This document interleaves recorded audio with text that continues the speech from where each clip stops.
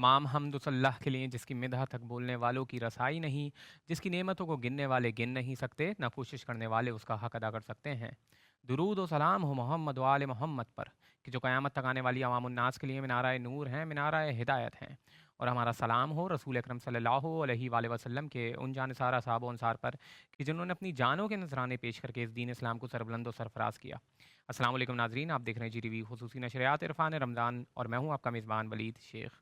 ناظرین، آج جس موضوع کے اوپر ہم بات کریں گے اس حوالے سے تو گفتگو کریں گے ہی، مگر آج میرے دل، میرا ضمیر اس بات کا گوارا، یعنی آج ہم عید کے حوالے سے گفتگو کر رہے ہیں، اس کے مسائل کے حوالے سے گفتگو کریں گے، مگر ابھی ہی میں سوشل میڈیا یوز کر رہا تھا، میرے سامنے خبر آئی کہ آج غزہ میں آپ کو پتہ ہے کہ عید منائی جا رہی ہے، اور وہاں پر عید کے دوران بچے اپنے عید کے کپڑوں میں تیار تھے، کھیل رہے تھے، وہیں پر اسرائیل نے اپنی جہاریت کا نشانہ ان بچوں کو بنایا اور ایئر اسٹرائک کی، اور اس ایئر اسٹرائک میں وہی معصوم بچے جو تیار تھے، عید کی خوشیاں منا رہے تھے، وہ وہیں پر شہید ہو گئے ہیں۔ ظاہر ہے اس قسم کے حالات میں عید، مسلم امہ، جیسے کہ رسول اکرم صلی اللہ علیہ وآلہ وسلم نے فرمایا ہے کہ یہ امت ایک جسم کے مانند ہے، اس کا اگر ایک پارٹ بھی تکلیف فیل کرتا ہے تو پورا جسم فیل کرتا ہے، مگر آج ظاہر ہے جب اس قسم کے حالات ہوں گے کہ live on camera genocide commit کیا جا رہا ہے ہماری ایک پورے حصے کا، اور اس طریقے سے جینوسائیڈ کمٹ کیا جا رہا ہے کہ جس کے اوپر جتنی بات کی جائے، جتنی آواز بلند کی جائے کم ہے۔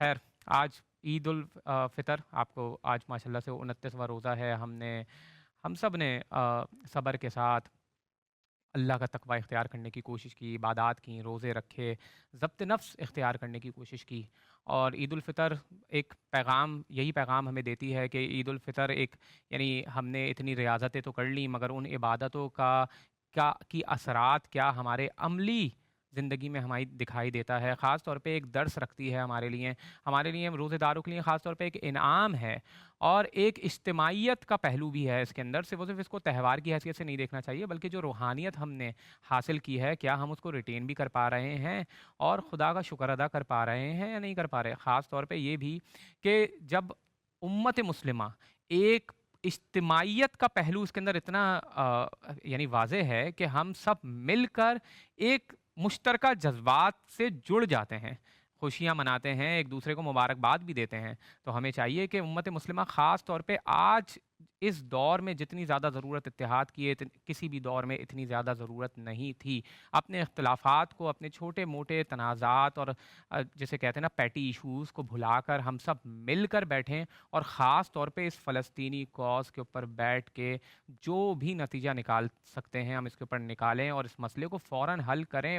روز وہاں پہ جینوسائیڈ ہو رہا ہے، روز میساکرز ہو رہے ہیں، پلین میساکرز لائیو آن کیمرہ، اور ہم سب یہاں پہ بیٹھے ہوئے ہیں، ہم سستی دکھا رہے ہیں، اس سے اور کوئی بھی، یہ غفلت ہے ہم سب کی، اور کچھ بھی اس کے اوپر دوسری بات نہیں کی جا سکتی۔ بہرحال ہمارے ساتھ علماء دین موجود ہیں جو اپنے اپنے مکاتب میں ایک مقام رکھتے ہیں، ایک حیثیت رکھتے ہیں، ان سے بات کرنے کی کوشش کریں گے، خاص طور پہ عید الفطر کے مسائل، اس کے احکامات، اس کو کس طریقے سے منانا چاہیے، کیا صرف اور صرف یہ ایک تہوار ہے یا یہ ایک روحانیت کا دن بھی ہے۔ علماء دین ہمارے ساتھ موجود ہیں، سب سے پہلے چلتے ہیں ان کے تعارف کی طرف۔ سب سے پہلے میرے دائیں جانب موجود ہیں ملک معروف عالم دین، آپ امت واحدہ کے سربراہ بھی ہیں، امت کو جوڑنے کی بات کرتے ہیں، اتحاد کی بات کرتے ہیں، ماشاءاللہ علم رکھتے ہیں اور گہرائی بھی رکھتے ہیں، روحانیت بھی رکھتے ہیں، بہت خوشی ہو رہی ہے آپ کا تعارف کرواتے ہوئے، جناب علامہ محمد امین شہیدی صاحب، السلام علیکم۔ وعلیکم السلام ورحمۃ اور میرے بائیں جانب موجود ہیں ملک کے نامور اسلامک اسکالر، ماشاءاللہ بردباری رکھتے ہیں، حلم رکھتے ہیں، برداشت رکھتے ہیں، اور انتہائی خوبصورت لب و لہجہ رکھتے ہیں، آپ مرکزی جمعیت اہل حدیث پاکستان کے نائب ناظم بھی ہیں، جناب ابو انشا ڈاکٹر قاری خلیل الرحمان جاوید صاحب، السلام علیکم۔ اللہ۔ وعلیکم السلام راجہ ورحمۃ گرامی۔ اللہ، الحمد للہ علی کل حال۔ اور پھر ہمارے ساتھ موجود ہیں ملک کے نامور اسلامک اسکالر، اور آپ کے تعارف میں کیا کہوں، ظاہر ہے پورے پاکستان میں آپ کو سوشل میڈیا پہ، اور ایک شان ہے آپ سوشل میڈیا کی اوبیسلی، ٹھیک ہے، ٹھیک ہے، تو ایک چلتے ہیں، سب سے پہلے علامہ محمد امین شہیدی صاحب ہمارے ساتھ موجود ہیں، ان سے سب سے پہلے عید الفطر کا فلسفہ کیا ہے، یعنی 30 روزے 29 روزے مسلمان رکھتے ہیں، اس کے بعد عید الفطر آتی ہے، تو عید الفطر کا فلسفہ کیا ہے، سب سے پہلے تو اس کے اوپر بات کرتے ہیں۔ بسم اللہ الرحمن الرحیم۔ میں سب سے پہلے تو دعا گو ہوں کہ آپ کے تمام وہ ناظرین جنہوں نے اس پورے مہینے میں روزہ بھی رکھا، قرآن کریم کی تلاوت بھی کی، اور اپنے آپ کو جھوٹ سے، تہمتوں سے، ہر اس گناہ سے جن کا تعلق انسان اور انسان کے اعضاء و جوارح سے ہے، اپنے آپ کو پاک رکھا، یہاں تک کہ 29 روزے گزر گئے. کل کے بارے میں زیادہ احتمال یہی ہے کہ شاید عید ہی ہو، چاند نظر آ جائے. اب آج وہ دن ہے جو اس پورے مبارک اور مقدس مہینے کا اختتام ہے. یہ اختتامی لمحات ہیں. اگرچہ پریکٹیکلی بہت سارے لوگ تھک جاتے ہیں، لیکن اگر اولیاء اللہ کی نگاہ سے دیکھا جائے تو یہ وقت وہ ہے جس میں ایک عاشق اپنے معشوق سے جدا ہو رہا ہو. کیونکہ رمضان المبارک انسان کو اللہ کے قریب کرتا ہے. اگرچہ ہمیشہ اللہ انسان کے قریب ہے، اقرب من حبل الورید، وہ قریب ہے، انسان دور ہے. قربت کا مطلب یہ ہے کہ انسان اپنے اندر، اپنے باہر، اپنے چاروں اطراف میں، اپنی پوری ہستی میں، اپنی زندگی میں، اپنی سانسوں میں اپنے اس رب کو محسوس کرے، دیکھے، ادراک کرے. توحید کا عملی معنی بھی یہی ہے. لیکن عام طور پر ہم ان چیزوں سے غافل ہوتے ہیں. رمضان المبارک بھوک اور پیاس کے نتیجے میں انسان کے اندر کی ان حیوانی خواہشات کو کنٹرول کرنے میں ہماری مدد کرتا ہے، اور اس کے نتیجے میں ہم خدا کے قریب تر ہو جاتے ہیں. کیونکہ بھوکا انسان اللہ کے قریب ہوتا ہے، جس کا پیٹ بھرا ہوتا ہے وہ اللہ سے دور ہوتا ہے. اس لیے عام طور پر دولت مند بالعموم فاصلے پہ ہوتے ہیں اللہ سے. غریب صبح سے شام تک اللہ اللہ کرتے رہتے ہیں. اس لیے بھوک کا بہت گہرا تعلق ہے معنویات کے ساتھ، اور معنویات کا تعلق ہے اللہ کے ساتھ. رمضان المبارک اس حوالے سے وہ بہترین مہینہ ہے جو اس بھوک، پیاس اور حلال شدہ چیزوں سے محرومی کے نتیجے میں انسان کو اللہ کے قریب تر کر دے.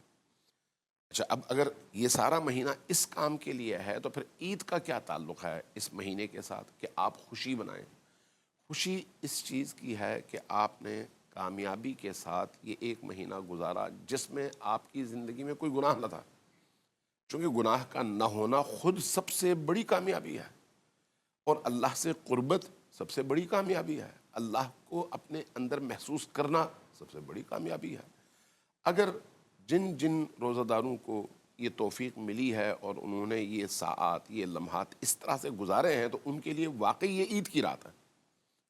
لیکن اگر کسی کو روزہ رکھنے کے باوجود اس کے اندر کوئی تبدیلی نہیں آئی، جو پہلے تھا وہی ہے، بلکہ بعض لوگ شاید بدتر ہیں کہ ان مہینوں میں اور زیادہ لوگوں کے سامنے اپنے کردار، عمل، زبان کے ذریعے سے لوگوں کی اذیت کا سبب بنتے ہیں، اور زیادہ ان کے اندر فرعونیت پنپتی ہے، تو ان کے لیے یہ عید کی رات نہیں ہے، یہ جہنم کی رات ہے. لہٰذا عید کا تعلق اس مہینے سے اس لیے ہے کہ عید انعام لینے کا دن ہے. انعام معنوی چیزوں میں معنوی ہی ہوتا ہے، مادی نہیں ہوتا ہے. ہم مادی دوڑ میں مادی انعامات کی طرف جاتے ہیں. مثلا کسی نے پیسے کی عشت رکھی، کسی نے تجارت کیا، کسی نے کچھ اور کیا، اس میں کامیابی حاصل کی تو اس کو مادی انعام ملتا ہے، پیسہ ملتا ہے. لیکن جو معنویات ہیں وہاں پر پیسہ میٹر نہیں کرتا، اور اولیاء اللہ کے ہاں پیسے کی کوئی قدر و قیمت ہے بھی نہیں. ان کے قدموں کی دھول پیسہ ہے، اس لیے وہ کبھی بھی اس طرف نہیں جاتے. لہٰذا اگر عید کے دن آپ کو جائزہ چاہیے اللہ کی طرف سے، انعام چاہیے اللہ کی طرف سے، تو وہ پیسہ نہیں ہے، وہ انہی معنویتوں میں کمال ہے. کمال تک پہنچنا کہ انسان وہ جو چیزیں رمضان المبارک میں حاصل کر سکا اس پر عید کے دن پختہ ہو جائے. لہٰذا عید کا دن جس طرح سے گزرنا چاہیے وہ وہی ہے جس طرح سے روزے ہیں. روزے میں صرف کھانے پینے پر پابندی تھی، اب عید کے دن آپ کھائیں گے سلیکٹڈ، پئیں گے سلیکٹڈ، بات کریں گے سلیکٹڈ، سنیں گے سلیکٹڈ. یعنی کوئی بھی چیز حد سے باہر نہ ہو.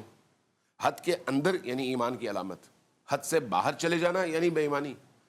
اس لیے عید کا دن رمضان المبارک سے جڑا ہوا ہے اور اللہ تبارک و تعالیٰ سے انعام لینے کا دن ہے، اور رات بھی وہی ہے. اس لیے میں آپ کے تمام ناظرین سے گزارش کروں گا کہ آج افطار کے بعد اپنا گوگل کھول لیں یا کوئی بھی ایسی اپلیکیشن جس میں امام زین العابدین علیہ السلام کی دعا ہے عید کے استقبال کے حوالے سے.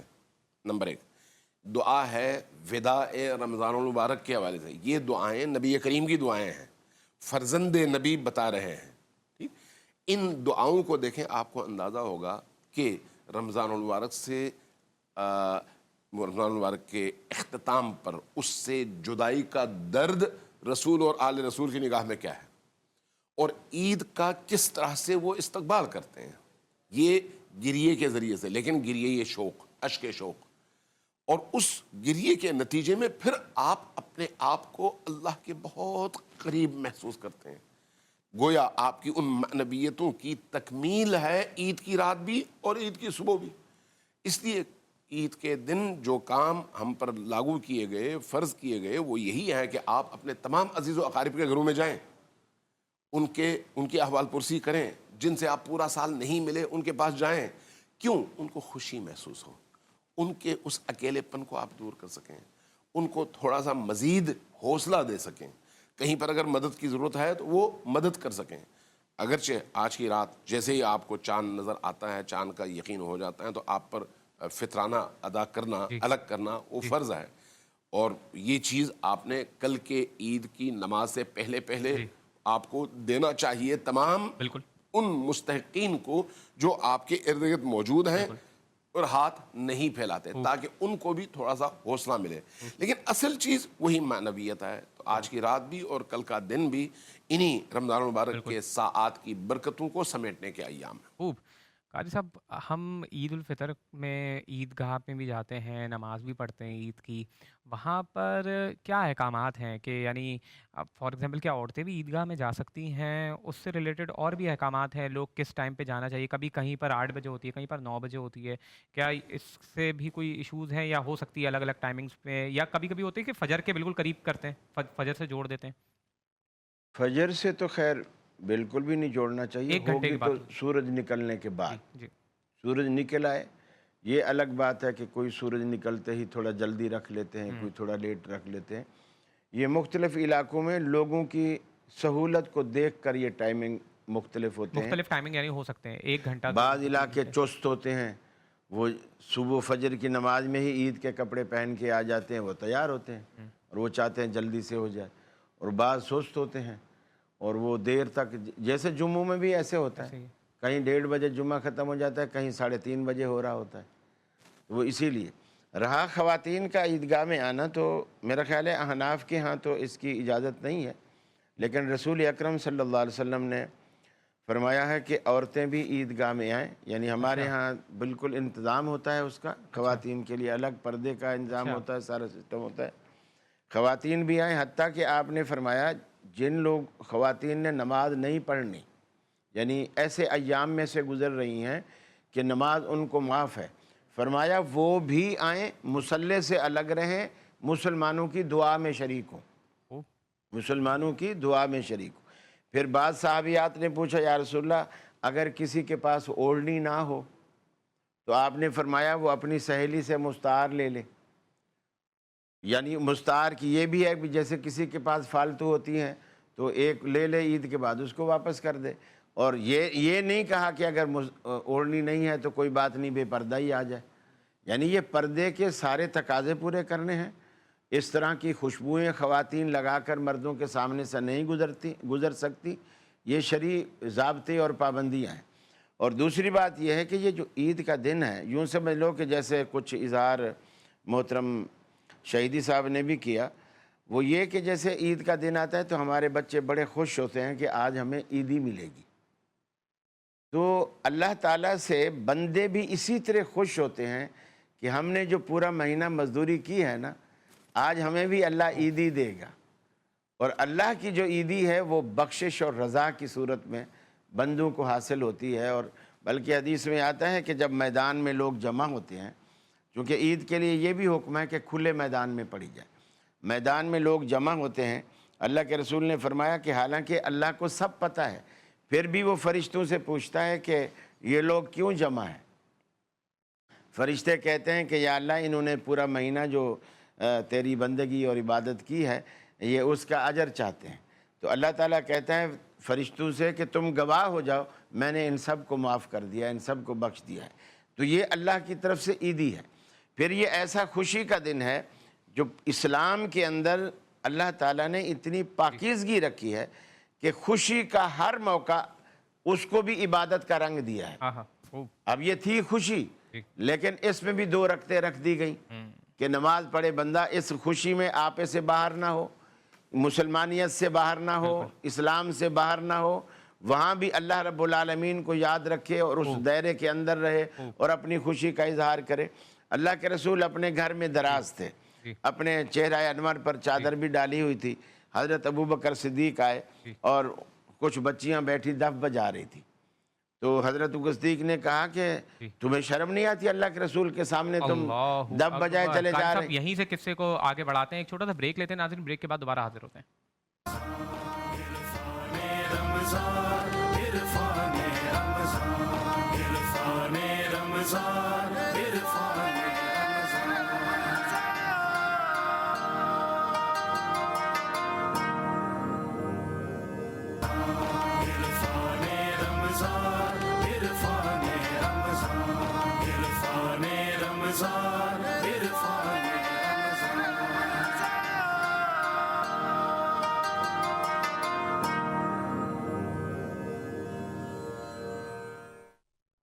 السلام علیکم ناظرین، جی ٹی وی خصوصی نشریات عرفان رمضان میں ایک بار پھر خوش آمدید.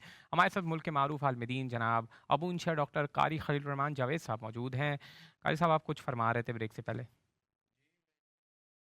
عید کا دن ہے، اللہ کے رسول اپنے گھر میں تشریف فرمائے ہیں اور دراز ہیں اور آپ نے اپنے چہرہ انور پہ ایک چادر ڈالی ہوئی ہے.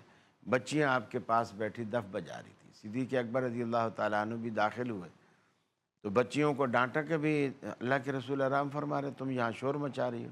وہ دف بھی بجا رہی ہیں اور کچھ جہادی ترانے بھی گا رہی ہیں. رسول اللہ صلی اللہ علیہ وسلم حالانکہ سوئے ہوئے نہیں تھے، آپ جاگ رہے تھے. آپ نے فوراً چہرہ سے کپڑا ہٹایا اور فرمایا ابو بکر لوگوں کی عید ہوتی ہے، آج ہماری عید ہے، انہیں خوش ہو لینے دو. تھوڑی دیر کے بعد حضرت عمر آ گئے. اچھا، حضرت عمر نے کچھ نہیں بولا بچیوں کو، اور بچیاں خود ہی حضرت عمر کے چونکہ مزاج سے اس سے واقف تھی، وہ خود ہی انہوں نے دف نیچے رکھے، اوپر چڑھ کے بیٹھ گئیں، گویا دفوں کو چھپا کے بیٹھ گئی. رسول اللہ صلی اللہ علیہ وسلم نے یہ دیکھ کے آپ مسکرا دیے اور فرمایا عمر سے تو شیطان بھی ڈرتا ہے. اللہ اکبر. تو خوشی کے موقع پر جیسے بچے غبارے لے لیتے ہیں، کوئی اس طرح کے نیلے پیلے چشمے لے لیتے ہیں، کوئی اور کھیلنے کی چیزیں مانگ لیتے ہیں، تو بچوں کو کھیلنے دینا چاہیے، کھیلنے کی چیزیں بھی دینی چاہیے. اور عید کو اسی طرح اچھے طریقے سے سیلیبریٹ کرنا چاہیے چونکہ یہ مسلمانوں کی عید ہے. البتہ ہماری عید میں اور دیگر اغیار کی عیدوں میں یہ بڑا فرق ہوتا ہے کہ ان کی عیدیں یا تو رقص و سرود سے بھرپور ہوتی ہیں، شراب نوشی سے بھرپور ہوتی ہیں، ڈانس وغیرہ، بے حیائی، یعنی ہر طرح سے بےہودگی اس کے اندر ہوتی ہے. اب تو ہماری عیدیں بھی ایسی ہو گئی ہیں. لیکن اللہ نے اسلام میں ایسی پاکیزگی رکھی ہے، ایسی کہ اب ہمارے ہاں جو ہے وہ عید کا یہ تصور ہے کہ مثلا اگر آپ کو کچھ پینے کو دل بھی چاہ رہا ہے تو ہماری جو مشرقی تہذیب ہے اس میں کلچر ہے شیر خورما. اب اس پہ یعنی انرجی سے بھی بھرپور ہے، غذائیت سے بھرپور ہے اور حلال کی برکات سے بھی بھرپور ہے اور فائدہ بھی دے گا اور آپ کے چہرے پہ رونق بھی لائے گا. دودھ بھی ہے، پستے بھی ہیں، بادام بھی ہے، تھوڑی تھوڑی سیویاں بھی ہیں. تو اس سے محبت بھی بڑھتی ہے اور اس کی مٹھاس سے، چاشنی سے اور الحمدللہ قربتیں بڑھتی ہیں ایک دوسرے کے گھروں پہ کچھ بھجوانے سے، وہاں سے لینے سے. تو یہ اسلام نے ایک اچھا کلچر جو ہے وہ ہمیں دیا ہے. خوب جوڑنے کا، یہ یعنی اتحاد کا موقع ہے، بہت ہی خوبصورت موقع ہے اور انعام کے طور پہ روزے داروں کو دیا جا رہا ہے. ہمارے ساتھ ہمیں جوائن کر لیا ملک کے معروف عالمدین، کسی بھی تعارف کے محتاج نہیں ہے. میں آپ کا تعارف کیا کروں، آپ کی سوشل میڈیا پہ ویڈیوز وائرل رہتی ہیں. بہت خوشی ہو رہی ہے آپ کا تعارف کرواتے ہوئے. جناب انجینئر محمد علی مرزا صاحب، السلام علیکم. جی وعلیکم السلام ورحمۃ اللہ وبرکاتہ. ولا حول ولا قوة الا باللہ. اللہم صلی علی محمد وعلی آل محمد.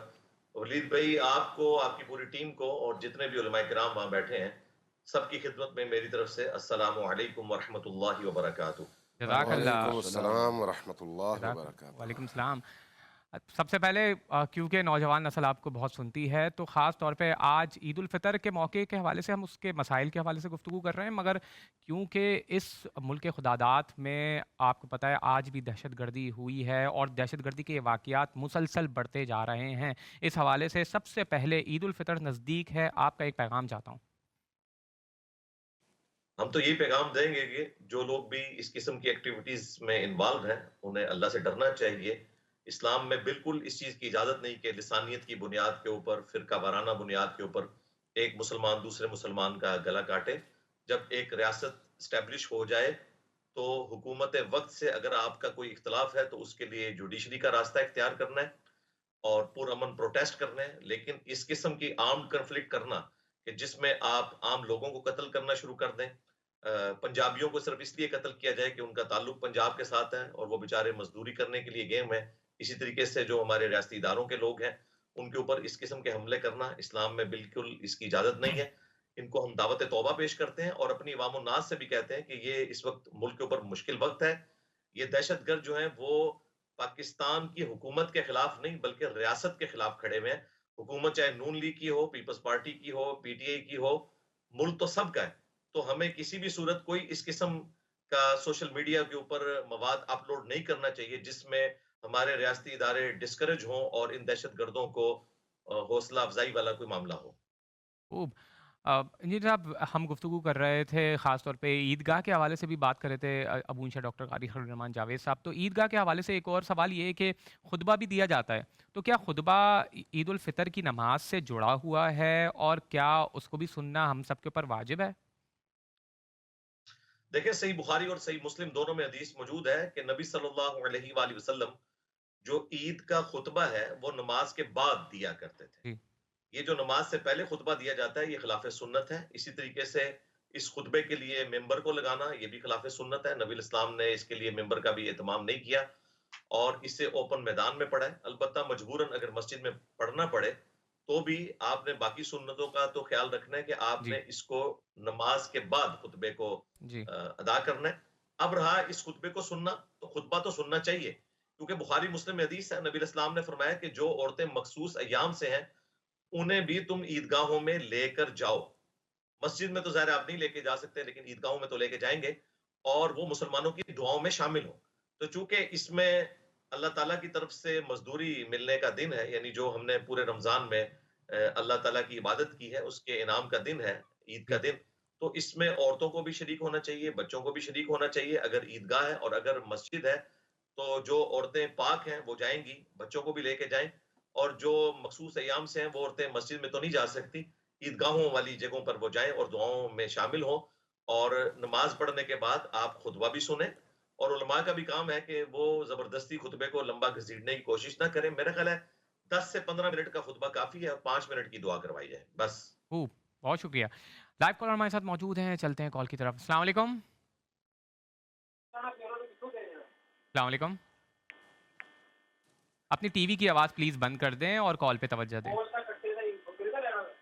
ٹی وی کی آواز کو پلیز بند کر دیں، ٹی وی میں ذرا دیر میں آواز آئے گی۔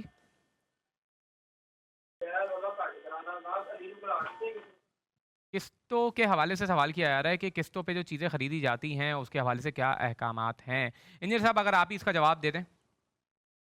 دیکھیں جو قسطوں کا کاروبار ہے یہ منی اگینسٹ گڈس ہے، اس کو آپ ٹائم ویلیو آف منی کہہ کے سود کی کیٹیگری میں فال نہیں کروا سکتے کیونکہ پیسے کے بدلے پیسہ نہیں ہے، کوموڈٹی کے اگینسٹ پیسہ ہے۔ یہی وجہ ہے کہ علماء عرب نے تو بہت پہلے سے جائز قرار دیا تھا، پاکستان میں بھی اکثریت علماء جو ہے اس کو جائز قرار دیتی ہے۔ اہل حدیث میں سے کچھ نے مخالفت کی تھی لیکن اہل حدیث میں بھی جید علماء اسے جائز سمجھتے ہیں کہ قسطوں کا جو کاروبار ہے جس میں آپ ٹائم ویلیو آف منی نہیں لیتے بلکہ کموڈٹی کو ڈیلے کرنے کے اوپر ٹھیک۔ پیسے چارج کرتے ہیں، اور ظاہر ہے وہ کرائے کی مد میں آتا ہے۔ باقی اس میں اگر قسط لیٹ ہو تو اس پہ پینلٹی چارج نہ کی جائے، وہ غلط ہوگی۔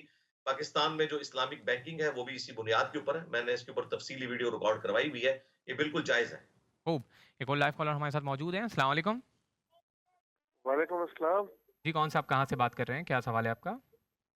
میں شاہد بات کر رہا ہوں کوٹلی آزاد کشمیر سے۔ جی فرمائیے گا شاہد صاحب۔ اچھا میں نے سوال یہ ہے کہ اگر عید کی نماز بندہ پڑھ رہا ہے اور دوسری رکعت پہ بندہ پہنچا ہے اس کا کیا حل کرنا چاہیے؟ عید کی نماز پڑھ رہا ہے اور دوسری رکعت پہ پہنچ چکا ہے، تو اس کا میں سمجھا نہیں، اس میں سوال کیا ہے؟ وہ یہ کہنا چاہ رہا ہوگا کہ اب وہ کیسے پڑھے، یعنی دوسری رکعت میں تو اس کو اچھا، وہ نماز یعنی با جماعت وہ اس میں شامل ہونا چاہ رہے ہیں، جی دوسری جی رکعت میں وہ جی شامل ہو جی چکے ہیں. ٹھیک ہے، جی جی ٹھیک ہے. ایک اور لائیو کالر موجود ہیں، ان کا بھی سوال لے لیتے ہیں، پھر جواب کی طرف بڑھتے ہیں. السلام علیکم. السلام علیکم. السلام علیکم. وعلیکم السلام جی. کیا سوال ہے سر آپ کا؟ میرا سوال قاضی خلیل الرحمان جاوید صاحب سے ہے. جی سر فرمائیے، وہ سن رہے ہیں آپ کا سوال. جی قاضی صاحب، اکثر عید الفطر کے روز دیکھا جاتا ہے کہ جب لوگ عیدگاہ کے اندر جمع ہو جاتے ہیں تو اکثر ایک آدھا بندہ سامنے کھڑا ہو جاتا ہے اور لوگوں کو تکبیرات پڑھنے پر مائل کرتا ہے، خود بھی پڑھتا ہے اور لوگوں کو بھی اپنے ساتھ تکبیرات پڑھواتا ہے. کیا اس طرح اجتماعی تکبیرات عید کی نماز سے پہلے پڑھنا، کیا اس کا قرآن و سنت سے کوئی ثبوت موجود ہے؟ ٹھیک ہے، ٹھیک ہے. سوال سب سے پہلے قاری صاحب یہ دوسرے سوال کا جواب اگر آپ دے دیں، تکبیرات کے حوالے سے جی جو پوچھا گیا. تکبیرات پڑھنا تو خیر اللہ کے رسول جب چاند نظر آ جاتا تھا نا عید الفطر کا، آپ تکبیرات پڑھتے رہتے تھے، اور جب راستے میں جاتے تو بھی تکبیرات پڑھتے، اور جب مصلی پر پہنچ جاتے تو نماز شروع کرنے پھر آپ تکبیرات بند کر دیتے تھے. لیکن یہاں جو تکبیر پڑھنا الگ چیز ہے، اور تکبیرات اسپیکر پہ سب مجمع کو ملا کر پڑھوانا یہ الگ چیز ہے. یہ جو ایک بندہ کھڑا ہو جاتا ہے اور اسپیکر پہ پھر وہ بولتا ہے کہ بولو بولو اونچی بولو، پھر کہتے ہیں ابھی وہاں سے آواز نہیں آ رہی، ادھر سے آواز نہیں آ رہی، سارے پھر وہ تکبیرات وہ اسپیکر پہ کہتا ہے، دوسرے سارے اس کے ساتھ. یہ اجتماعی ذکر کی شکل ہے جو کہ سنت سے ثابت نہیں ہے. تکبیرات پڑھیں، سارے اپنا اپنا پڑھتے رہیں، خاموشی سے پڑھتے رہیں. ٹھیک ہے، وہ اگر کوئی دوسرا بھی پڑھنا چاہتا ہے، تیسرا، سارے پڑھتے رہیں. لیکن یہ کہ ایک بندہ کھڑا ہو اور پھر وہ پڑھائے اور وہ کہلوائے. اسی طرح حضرت عبداللہ بن مسعود رضی اللہ تعالیٰ عنہ رسول اکرم صلی اللہ علیہ وسلم کے بعد مسجد نبوی میں ان کو اطلاع ملی کہ کچھ صحابہ فجر کی نماز کے بعد بیٹھے ہیں، اور وہ کیا کر رہے ہیں. ایک بندہ ان میں بڑا بنا ہوا ہے، وہ مانیٹر ہے جو ان کا، وہ کہتا ہے الحمدللہ، پھر سارے بولتے ہیں الحمدللہ، پھر وہ بولتا ہے سبحان اللہ، پھر سارے بولتے ہیں سبحان اللہ، پھر وہ بولتا ہے اللہ اکبر، سارے بولتے ہیں اللہ اکبر. حضرت عبداللہ بن مسعود رضی اللہ تعالیٰ عنہ تشریف لائے اور آپ نے فرمایا ابھی تو نبی مکرم صلی اللہ علیہ وسلم کا کفن بھی گیلا ہے اور تم لوگوں نے ابھی سے بدعت شروع کر دی ہیں. اللہ اکبر. یعنی اس کو انہوں نے بدعت قرار دیا کہ یہ طریقہ اللہ کے رسول. ہاں تکبیریں پڑھیں، یہ سنت ہے، راستے میں پڑھیں، بیٹھ کر پڑھیں، انتظار کر رہے ہیں نماز کا وقت نہیں ہوا تکبیرات پڑھیں، لیکن دوسروں کو اپنے ساتھ ملا کے پڑھو بھی سارے اجتماعی شکل، یہ شکل درست نہیں. خوب. انجینئر صاحب ایک اور سوال جو پوچھا گیا ہے وہ یہ تھا کہ اگر کوئی شخص فار ایگزامپل دوسری رکعت میں جماعت جو ہے وہ داخل ہو چکی ہے تو وہ اب کس طرح سے اس میں شامل ہو؟ دیکھیں اب جب دوسری رکعت میں وہ شامل ہوا ہے تو ظاہر ہے پہلی رکعت میں جو تکبیرات تھیں، جو سورۃ الفاتحہ سے پہلے 7 تکبیرات سنت ہیں اور دوسری رکعت میں 5، ٹوٹل یہ 12 بنتی ہیں. جامع ترمذی میں حدیث موجود ہے. تو اب پہلی رکعت والی تو اس کی تکبیرات رہ گئی ہیں، تو جب امام سلام پھیرے گا تو اس کے بعد جب وہ کھڑا ہو کے اپنی نماز کو مکمل کرے گا تو اللہ اکبر کہہ کے جب قیام میں جائے گا تو چونکہ یہ اس کی دوسری رکعت ہے اور جو اس نے پڑھنی ہے وہ پہلے والی رہ گئی ہے، تو یہ بغیر رفع الیدین کے سٹارٹ ہوگی اور اس میں 7 تکبیرات وہ کہے گا جو اس کی رہ گئی ہوئی تھی، اور اس کے بعد پھر سورۃ الفاتحہ کی تلاوت کرے گا اور پھر سورت میں لائے گا اور یوں مکمل کرے گا. اسی طریقے سے نماز جنازہ میں بھی بعض اوقات کوئی تیسری یا چوتھی تکبیر میں شامل ہوتے ہیں تو وہ بھی سلام پھیرنے کے بعد اپنی تکبیرات کو پورا کیا کریں جس طرح عام نمازوں میں ہم پورا کرتے ہیں. بات واضح ہو گئی. ایک اور لائیو کالر ہمارے ساتھ موجود ہیں. السلام علیکم. وعلیکم السلام. جی کون صاحب کہاں سے بات کر رہے ہیں؟ جی میں شارق بات کر رہا ہوں لاہور سے. جی سر فرمائیے گا، کیا سوال ہے آپ کا؟ اچھا، اہل سنت کے منہج میں ہمیں پتہ ہے کہ قرآن کے بعد مسئلہ اخذ کیا جاتا ہے احادیث سے، تو ہمیں احادیث میں شرح ستہ میں جب 12 تکبیرات ملتی ہیں تو کیا ہمارے احناف بھائی کی پاس بھی ایسی کوئی قوی دلیل ہے جس سے وہ 6 تکبیرات پڑھ لیں عید کی نماز میں؟ عید کی نماز ٹھیک ہے. ایک اور لائیو کالر ہمارے ساتھ موجود ہیں. السلام علیکم. آ سکتے ہیں تو مجھے پلیز کلیئر کر دیں عوام کے لیے کیونکہ یہ مسئلہ حل ہو کہ اپنا سوال پلیز دوبارہ پورا کی ریپیٹ کر دیے گا. پورا سوال کیا سوال پوچھ رہے ہیں آپ؟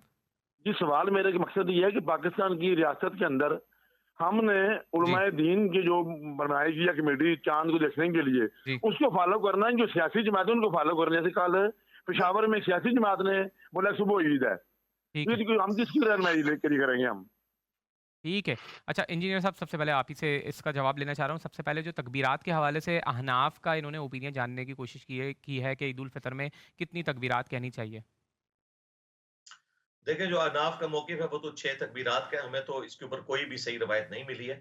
جو صحیح روایت ہے وہ تو جامع ترمذی کے اندر موجود ہے، نبی علیہ السلام نے سورۃ الفاتحہ سے پہلے 7 تکبیرات کہیں پہلی جی رکعت میں، اور دوسری رکعت میں 5 تکبیرات۔ جی الموطا امام مالک میں حضرت ابو ہریرہ رضی اللہ تعالیٰ عنہ کا بھی یہی عمل ہے۔ البتہ مجھے اناف سے اس حوالے سے خوشی ہے کہ کم از کم وہ سال کے بعد 6 تکبیرات کہہ کے اور 6 کی 6 تکبیرات میں رفع الیدین کرتے ہیں، تو کم از کم اپنی اس ڈاکٹرن سے توبہ کر لیتے ہیں جو یہ کہتے ہیں کہ یہ گھوڑوں کی دموں والا عمل ہے اور یہ بغلوں میں بت رکھ کے آتے تھے اس لیے رفع الیدین ہوتا تھا، اور وہ رفع الیدین کا مذاق اڑاتے ہیں کہ جی یہ نماز کا سکون برباد کرتا ہے۔ شکر الحمدللہ یہ 6 بھی کرتے ہیں، تو میرے خیال ہے ہم ان کی 6 کو بھی قبول کرنے کے لیے تیار ہیں۔ خوب۔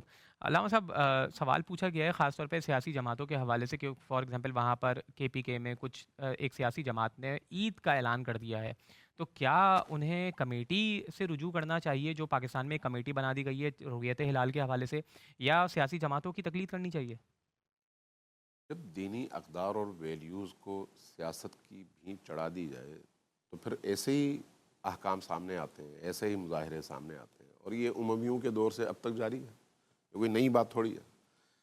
اس لیے ہمیشہ دین کا منبع اور مصدر قرآن ہے اور نبی کریم کی سنت ہے، نبی کریم کی احادیث ہے۔ نبی کریم صلی اللہ علیہ وآلہ وسلم نے اللہ کے حکم کے مطابق ہمیں طریقہ بتا دیا ہے کہ روزہ کیسے رکھنا ہے اور عید کیسے کرنی ہے۔ اب پوری دنیا سامنے کھڑی ہو جائے تو اس حکم میں کوئی تبدیلی تو نہیں آ سکتی، چاہے کوئی مقبول یا نامقبول کوئی بھی سیاسی جماعت ہو یا مذہبی جماعت ہی کیوں نہ ہو، اگر دین کے بتائے ہوئے ان اصول کے مطابق کوئی اعلان کرتا ہے اور ثابت ہوتا ہے چاند، بسم اللہ۔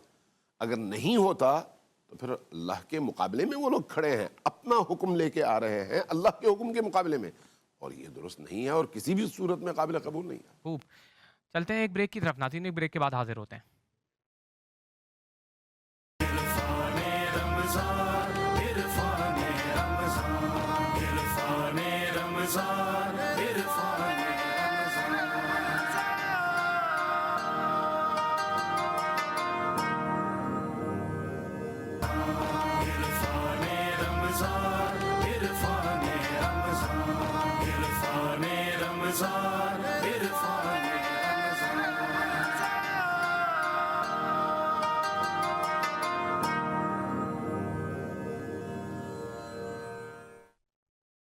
السلام علیکم ناظرین، جی ٹی وی خصوصی نشریات عرفان رمضان میں ایک بار پھر خوش آمدید۔ چلتے ہیں واٹس ایپ کے سوالات کی طرف، بسم اللہ۔ بسم اللہ الرحمن الرحیم، السلام علیکم۔ سر میرا سوال یہ ہے کہ میں ایک آن لائن کام کرتا ہوں، تو آن لائن کام میں ایک ٹرم یوز ہوتی ہے ڈراپ شپنگ، اس کے بارے میں تو تمام علماء کرام کا فتویٰ بھی ہے، آپ وسلم کی حدیث بھی موجود ہے، وہ تو کلیئر ہے کہ جی وہ حرام ہے، اور اس کے حرام ہونے کی وجہ مطلب یہ غلط ہونے کی وجہ یہ بتائی جاتی ہے کہ کیونکہ ایک تو اس میں آپ کا رسک نہیں ہوتا، دوسرا آپ کے پاس چیز موجود نہیں ہے تو آپ اس کو بیچنے کا وہ لگا کر بیٹھے ہوتے ہیں۔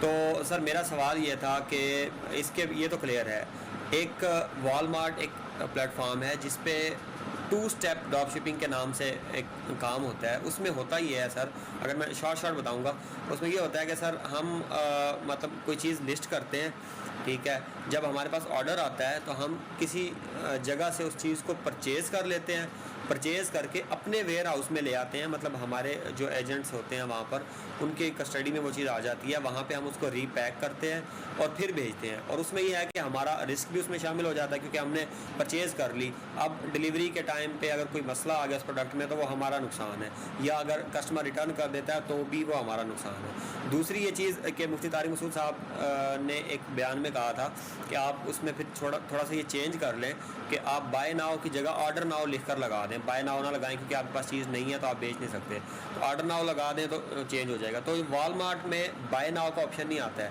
وال مارٹ میں جو شو ہوتا ہے کسٹمر کو ایڈ ٹو کارٹ شو ہوتا ہے کہ جی آپ کارٹ میں ایڈ کر لیں، وہ کارٹ میں ایڈ کرتے ہیں، اس کے بعد جا کے پیمنٹ کرتے ہیں۔ تو کیا یہ 2 اسٹیپ ڈراپ شپنگ یہ جائز ہے؟ یہ اس کے بارے میں تھوڑا کلیئر کر دیں، شکریہ۔ خوب، انجینئر محمد علی مرزا صاحب ہمارے ساتھ موجود ہیں۔ انجینئر صاحب، آپ نے سوال سنا ہوگا، یہ ضرور اس کا جواب پلیز رہنمائی فرما دیں۔ دیکھیں جو ڈراپ شپنگ ہے نا، اس سے متعلق اگر آپ احادیث دیکھیں بخاری اور مسلم میں، اس میں بالکل واضح ہے کہ نبی علیہ السلام نے کس ڈراپ شپنگ کو منع فرمایا ہے، جس میں غرر کا، دھوکے کا اندیشہ ہو۔ اگر آج کی آپ ڈراپ شپنگ دیکھیں تو اس میں تو کوئی غرر اور دھوکے والی بات ہی کوئی نہیں ہے۔ اس میں تو ایون کمپنیز جو ہیں وہ آپ کو گارنٹیڈ کرتی ہیں کہ اگر آپ کا مال خراب ہوا تو ہم واپس لیں گے۔ مثال کے طور پر اگر میں جیلم شہر میں بیٹھ کے یونیلیور کے کسی پروڈکٹ کا آرڈر کراچی میں کرواتا ہوں اور ڈلیور میں نے کرنا ہے پشاور کے لیے، تو اس کے لیے کوئی ضروری نہیں کہ میں اسے پہلے جیلم منگواؤں اور اس پہ قبضہ کروں اور پھر میں اس کو بعد میں وہاں بھیجوں پشاور میں، تو اس سے تو میرا خرچہ بھی زیادہ ہوگا، اور دوسرا میں اپنے پاس منگوا بھی لوں تو میں ایک ایک صابن کی ٹکیا کو یا گھی کے ڈبے کو خود تو کھول کے دیکھ نہیں سکتا، جبکہ گارنٹیڈ ہے یہ چیز کہ اگر کوئی اس میں خرابی ہوئی تو وہ واپس ہوگی۔ لہٰذا آج کی ڈیٹ میں جو ڈراپ شپنگ کے حوالے سے کاروبار کیا جاتا ہے جس میں غرر نہیں ہے، یہ بالکل درست ہے۔ ٹھیک ہے۔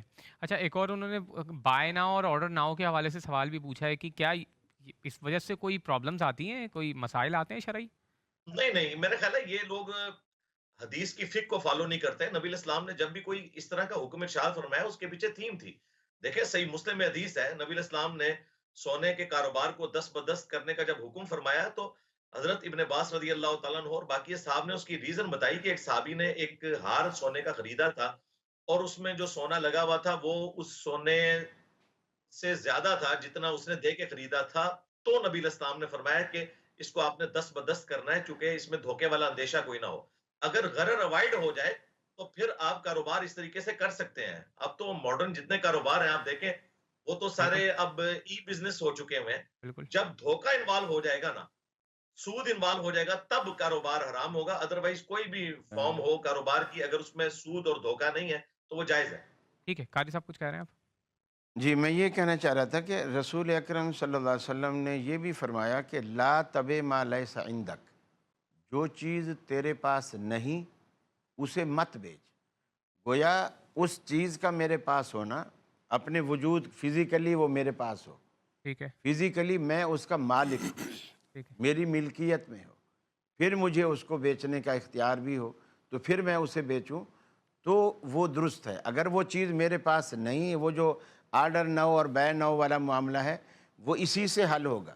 یہ جو آرڈر نو والا ہے تو ایک ہیلہ اختیار کیا جا رہا ہے کہ بھی تم یوں کہہ لو تاکہ تمہارے لیے وہ چیز، اگر وہ چیز نہیں ہے، اس کا وجود نہیں ہے، میں اس کا مالک نہیں ہوں، جی میں اس کو نہیں بیچ سکتا۔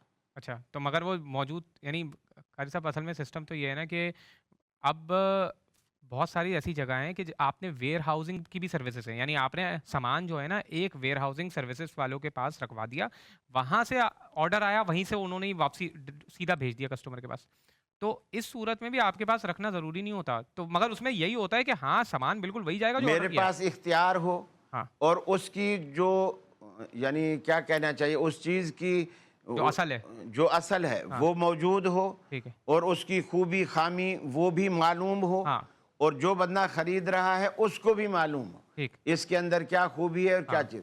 کئی دفعہ ایسا ہوتا ہے، یہ امیزون وغیرہ دوسروں سے چیز جی منگواؤ، آپ جو تصویر میں کچھ دیکھا ہوتا ہے اور جب گھر آتی ہے چیز وہ یہ بھی بات کہہ رہے ہوتے ہیں کہ جی آپ پہلے نہیں جی کھول سکتے، جی پہلے ہمیں جی پیسے دیں، جی اور جب پیسے دے دیتے ہیں چیز ہماری ہاں ہو وہ تو جائے، دھوکا ہے، ہم کھولتے ہیں ٹھیک ہے تو وہ چیز نہیں ٹھیک ہوتی ہے، جو ہم نے آرڈر کی ہوتی۔ صحیح ہے صحیح ہے، وہ تو دھوکا ہے، وہ تو تو پیور دھوکا دھوکہ ہے، تو وہ تو الگ چیز ہے، اس میں آ ہی رہا ہے، ٹھیک ہے تو اس لیے دھوکے والی چیز سے ہمیں بچنا چاہیے، خوب بالکل بجائے وہاں سے لینے کے۔ اب یہاں بالکل جو اپنی قریبی مارکیٹیں ہیں بالکل یہاں سے جا کے دیکھیں، بھالیں، پرکھیں خوب، اور پیسے دیں اور بات واضح ہو گئی ہے۔ کوئی لے لائیو لیں۔ کالر ہمارے ساتھ موجود ہیں، السلام علیکم۔ السلام علیکم۔ وعلیکم السلام جی، کون سا آپ کہاں سے بات کر رہے ہیں؟ حافظ محمد حماد چکتائی بھاول پور سے بات کر رہا ہوں۔ جی حافظ صاحب تمام فرمائیے۔ علماء کرام کو السلام علیکم۔ وعلیکم السلام۔ وعلیکم السلام۔ میں سیدہ امامہ جو آپ صلی اللہ علیہ وسلم کی نواسی ہیں اور حضرت زینب بنت رسول اللہ صلی اللہ علیہ وسلم کی بیٹی ہیں، علماء کرام سے گزارش ہے ایک تو ان کی سیرت و کردار پر روشنی ڈال دیں، اور دوسرا میری بیٹی پیدا ہوئی ہے، میں نے ان کا بیٹی کا نام امامہ رکھا ہے، تو اس کا مطلب بھی بتا دیں اور میری بیٹی کے لیے دعا بھی فرما دیں، شکریہ۔ ٹھیک ہے، انجینئر صاحب آپ ہی سے اس کا سوال پوچھنا چاہتا ہوں میں۔ ماشاء اللہ تعالیٰ جی، آپ کے لیے آپ کی بیٹی مبارک ہو آپ کو، اور یہ صدقہ جاریہ آپ کے لیے بنے۔ مجھے بڑی خوشی ہوئی کالر نے اس کی جو پروننسیشن ہے وہ درست کی، عموماً لوگ نام رکھتے ہیں امامہ. یہ امامہ نہیں ہے، یہ امامہ ہے. یعنی حمزہ یعنی کہ الف اردو میں جو ہم کہتے ہیں اس کے اوپر پیش ہے. امامہ بنت ابی العاص نبی علیہ السلام کی بڑی لاڈلی نواسی تھیں، اور بخاری مسلم میں آتا ہے کہ یہ بچپن میں جب چھوٹی تھیں تو نبی علیہ السلام ان کو اٹھا کر امامت بھی فرمایا کرتے تھے، اور جب آپ سجدے میں جانے لگتے تو سائیڈ میں بٹھا دیا کرتے تھے. اور یہ آپ کی محبت تھی. اور اس میں ہمیں یہ بھی پتا چلا کہ اگر کوئی چھوٹا بچہ ہے، آپ اسے اٹھا کر نماز پڑھنا چاہیں تو نہ صرف خود نماز پڑھ سکتے ہیں بلکہ جماعت بھی کروا سکتے ہیں. ہمیں چاہیے کہ ہم اہل البیت کی نسبتوں کے ساتھ، صحابہ کرام کی نسبتوں کے ساتھ، صحابیات کی نسبتوں کے ساتھ ناموں کو رکھا کریں. تو اللہ تعالیٰ آپ کی بیٹی کی بھی جو ماشاء اللہ مستقبل کے معاملات ہیں ان کو آسان فرمائے. ہماری دعائیں آپ کے ماشاء ساتھ ہیں. اللہ. ایک اور لائف فالوور ہمارے ساتھ موجود ہیں. السلام علیکم. السلام علیکم. جی اپنے ٹیلی ویژن کی آواز کو پلیز بند کر دیں اور کال پہ توجہ دیں. ٹیلی ویژن پہ ذرا ڈیلے آتی ہے آواز. نیکسٹ کال کی طرف بڑھتے ہیں. السلام علیکم. جی وعلیکم السلام. جی کون سا آپ کہاں سے بات کر رہے ہیں؟ کیا سوال ہے آپ کا؟ ریاستی میرا نام ہے، گجرا سے بات کر رہا ہوں کہ باپ بیٹی کو فطرانہ دے سکتا ہے؟ باپ بیٹی کو فطرانہ دے سکتا ہے. ٹھیک ہے قاری صاحب.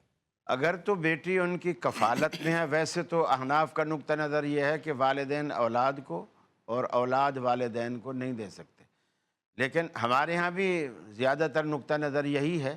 لیکن ایک فرق یہ ہے کہ اگر بچی الگ کہیں رہتی ہے اور ماں باپ کی کفالت میں نہیں ہے، اور پھر ایسی صورتحال میں ہے اور باپ کے پاس بھی یعنی فطرے کے سوا اور کچھ دینے کو نہیں ہے اور اس کا شوہر بھی غریب ہے، تو چلو اگر بیٹی کو نہیں دے سکتا تو داماد کو دے دے.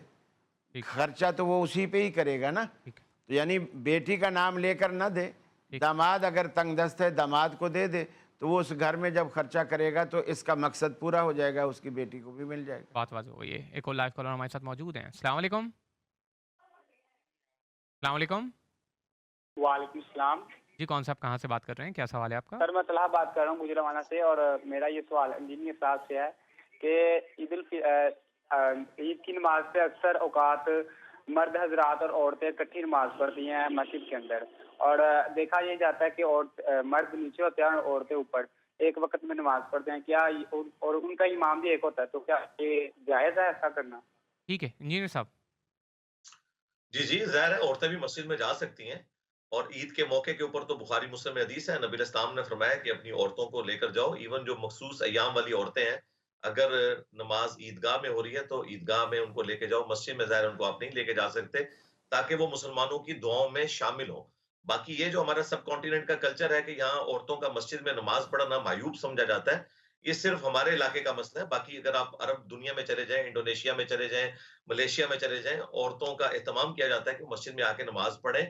اور ہمیں بھی یہاں پر اس کلچر کو فروغ دینا چاہیے. یہاں پہ صرف اہل حدیث مکتب کے لوگ اس سنت کو زندہ کیے ہوئے ہیں کہ ان کی مساجد کے اندر عورتیں بھی نماز پڑھتی ہیں، لیکن وہاں پہ پردے کا اہتمام ہونا چاہیے، اور سی سی ٹی وی کیمرے والا فتنہ بھی اس حوالے سے نہیں ہونا چاہیے کہ بعد میں عورتوں کی اس قسم کی ویڈیوز باہر لیک ہوتی رہیں. خوب. ایک اور لائف فالوور ہمارے ساتھ موجود ہیں. السلام علیکم. السلام علیکم. وعلیکم السلام. جی کون صاحب کہاں سے بات کر رہے ہیں؟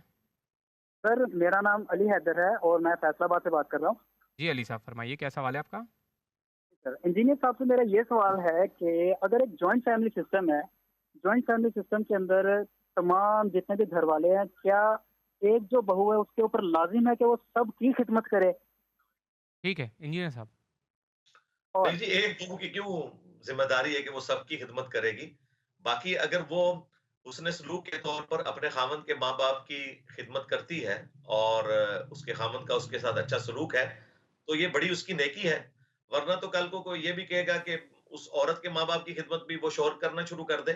باقی یہ جو عورتوں کے اوپر عموماً گھروں میں ظلم ہوتا ہے کہ پھر ان شوہروں کی بہنیں بھی اپنے 4 بچے لے کر ایک مہینے کے لیے آ کے گھر میں بیٹھ جاتی ہیں، ان کے برتن دھونا، ان کا بھی سارا اہتمام کرنا، تو یہ ظلم والی بات ہے. اور میں اس میں آخری بات یہی کروں گا کہ خدا نخواستہ اگر آپ کی اپنی بیٹی ہو اور اس کو یہ ساری مشقت اٹھانی پڑے تو آپ برداشت نہیں کریں گے، تو دوسروں کی بچیوں کو بھی اپنی بچی سمجھیں. بالکل. ایک اور لائف کالر ہمارے ساتھ موجود ہیں. السلام علیکم. السلام علیکم. جی کون میرا صاحب سوال مفتی رشید صاحب سے تھا. جی جی فرمائیے کیا میں سوال ہے؟ ابو عمر بات کر رہا ہوں. انہوں نے لاسٹ ڈیز میں کہا تھا کہ رفع دین کرنا یا نہ کرنا افضل اور غیر افضل ہے.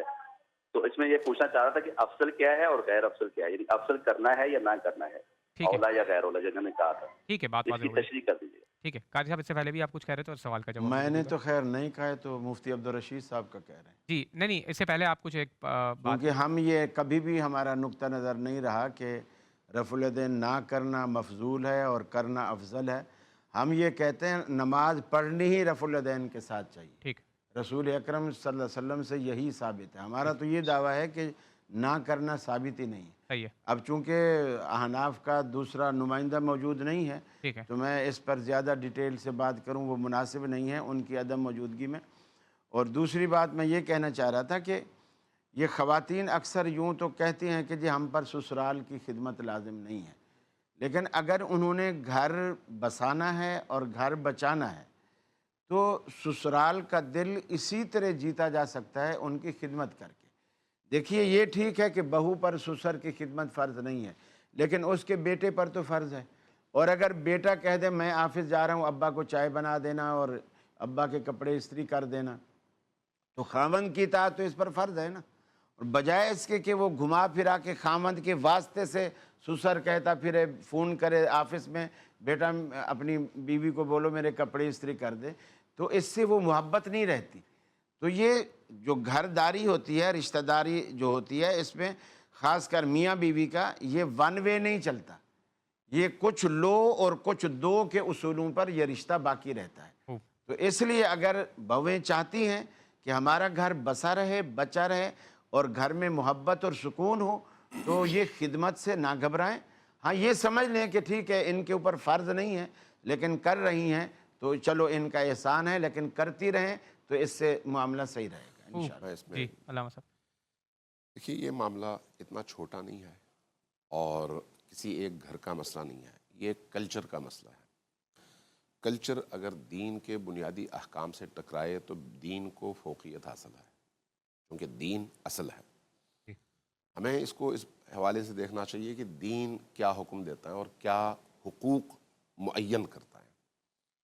کچھ اختیارات شوہر کے ہیں, کچھ بیوی کے. کچھ حقوق شوہر کے ہیں اور کچھ بیوی کے. جہاں پر ایک دوسرے سے ٹکراؤ سامنے آئے وہاں پر پھر آپ کو شریعت کے احکامات کا سہارا لینا پڑتا ہے کہ یہ حق آیا بیوی کا ہے یا نہیں ہے, شوہر کا ہے یا نہیں ہے.